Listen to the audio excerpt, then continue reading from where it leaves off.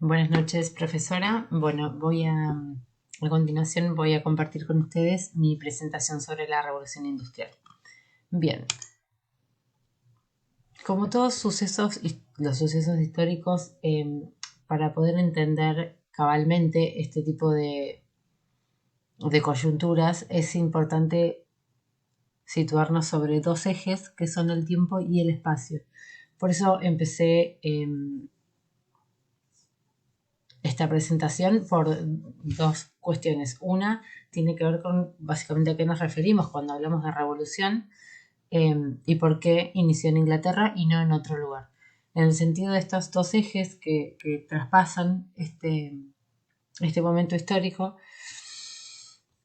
tiempo y el espacio nos va a decir por qué en ese lugar eh, y por qué en ese momento. ¿Por qué inició en Inglaterra? Porque, en mi opinión, además de un montón de características que vamos a ver a continuación, eh,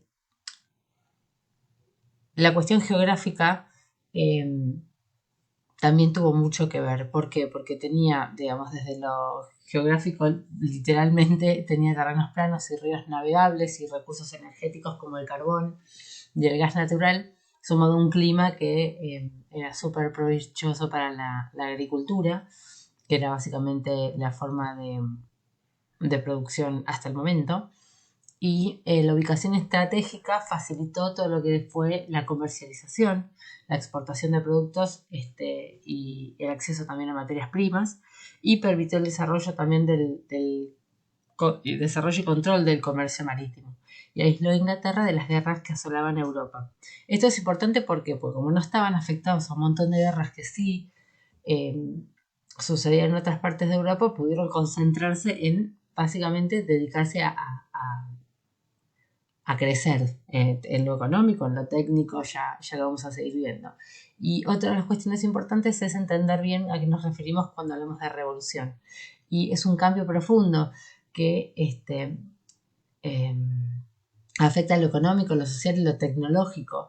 Y la revolución industrial en este sentido comenzó en Europa en el siglo XVIII, específicamente en el Reino de Gran Bretaña en 1780. Como dice el autor que nos propone también, se da el take-off en esta época, más o menos en 1780, que es un despegue sostenido. Más allá de algunos pequeños saltos cualitativos y cuantitativos en formas de producción, eh, este salto, poder ubicarlo con una fecha precisa, tiene que ver con esto, con que empezó a haber un desarrollo sostenido y realmente profundo y significativo. Estos cambios de los que estoy hablando fueron radicales y únicamente se los puede comparar, por ejemplo, con los vividos por la humanidad en el Neolítico. Y se abandona, resumidamente, un modelo agrario de comercio, trabajo y sociedad en pos de uno urbano, mecanizado e industrializado. Bien, entonces seguimos con los factores que propiciaron el desarrollo de la revolución industrial. En el campo de las ideas, el iluminismo era una corriente de pensamiento que define la fe que defiende a la fe en la razón, el conocimiento científico y la tecnología. Eh, Concretamente, lo que defienden es digamos, todo lo que es avances tecnológicos basados en el poder de la razón, de, de las ciencias, o sea, todos los problemas de la humanidad básicamente podían resolverse con el conocimiento científico y la tecnología. Bien distinto de las épocas anteriores donde eh, había, digamos, más oscuras, donde todo se explicaba a través de la religión. Bueno, esto es diametralmente opuesto y es muy importante porque permite volcar toda la energía en el desarrollo tecnológico, que es básico y es base para, para que se dé esta revolución. La revolución agrícola también, cambio en las formas de explotación de los suelos, el uso de nuevas herramientas, por ejemplo el arado, lo que nos da es un aumento muy significativo de la producción. Las políticas de acercamiento, que también tienen que ver con una decisión política, con un Estado detrás de una organización del territorio, también dieron origen a los latifundios, que eran estas tierras manejadas por ejemplo, burgueses que alquilaban y rentaban estos terrenos y empleaban mano de obra eventual. Esto es importante porque es un proceso que desarticula las aldeas y provoca una migración desde el campo a la ciudad. Y nos vamos a quedar con esto para volver a tomarlo luego, lo de la migración del campo a la ciudad. Como dije antes, el rol del Estado es clave. El liberalismo económico, esto digamos, de fomentar el crecimiento personal, el cuidado de la propiedad privada, había toda una decisión política que tenía que ver con poner en práctica políticas públicas enfocadas en expandir el comercio, tanto interno como externo. ¿A qué responde esta voluntad del Estado? Que el Estado estaba básicamente manejado por la burguesía, esta nueva clase social que emerge y toma el poder antes, ¿no?, en la época anterior. Como veníamos hablando, tiene relación con la revolución agrícola, la explosión demográfica, que es otro factor clave. ¿Por qué? Porque si vamos a producir más, necesitamos un mercado mayor, más gente que acceda, compre, que necesite los bienes que vamos a producir en mayor cantidad. Bien, al haber mejores cosechas, digamos que mejora la salud en general de la gente, y su estado de salud lo que hace es permitirles estar más fuertes frente a situaciones que antes por ahí diezmaban a la población. Entonces hay un crecimiento sostenido, a lo que llamamos explosión demográfica. Hay un crecimiento sostenido de la población, y junto a, como dijimos antes, a la migración del campo a la ciudad, hicieron que básicamente haya no solo más mano de obra necesaria en las ciudades, sino que sea más grande también el mercado interno, para empezar, ¿no? Bien, seguimos con el tema de los cambios que se dieron en esta revolución. En cuanto a la maquinaria, es llamativo porque en Europa, en Gran Bretaña, no había grandes inventores, no había una inversión real en educación, digo, no tenían grandes mentes brillantes, sino que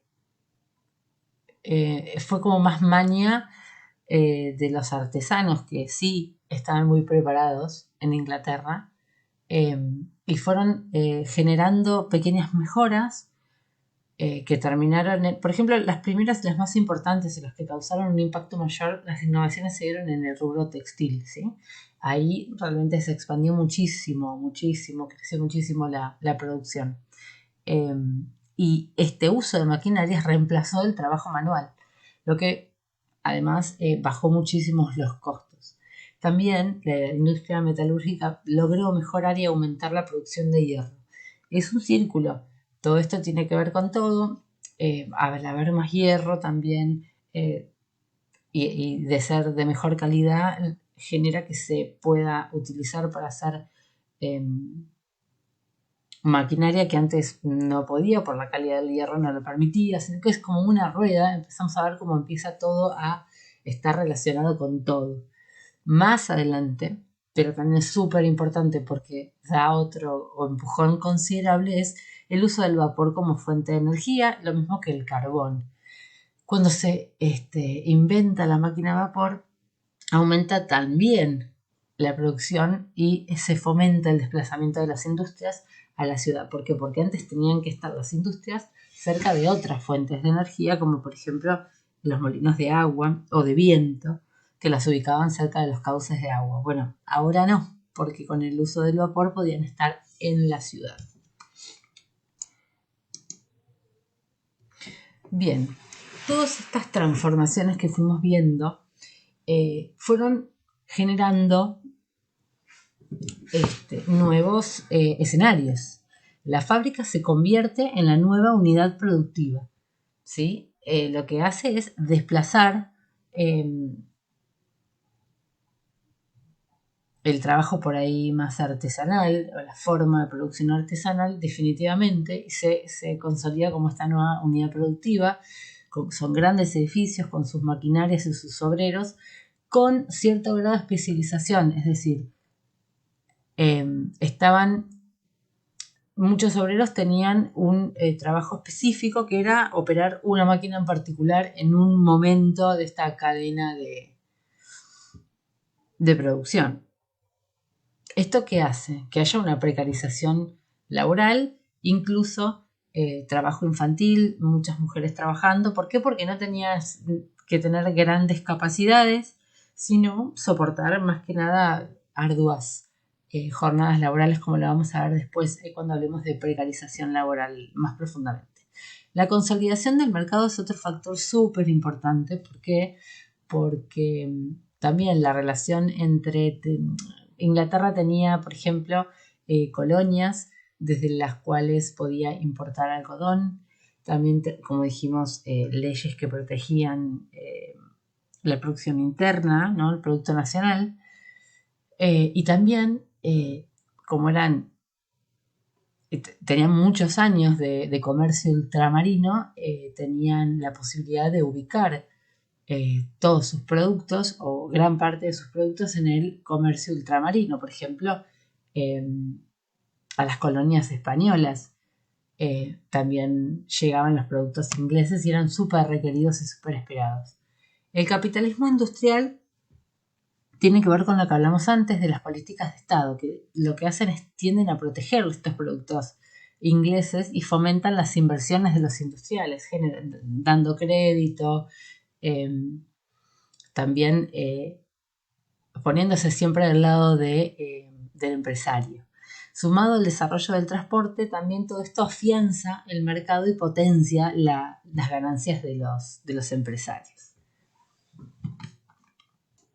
Uno de los cambios también más profundos en el área social es el impacto de las nuevas formas de trabajo, ¿no? A medida que la industrialización se consolida, va aumentando el número de obreros y disminuyendo el número de artesanos.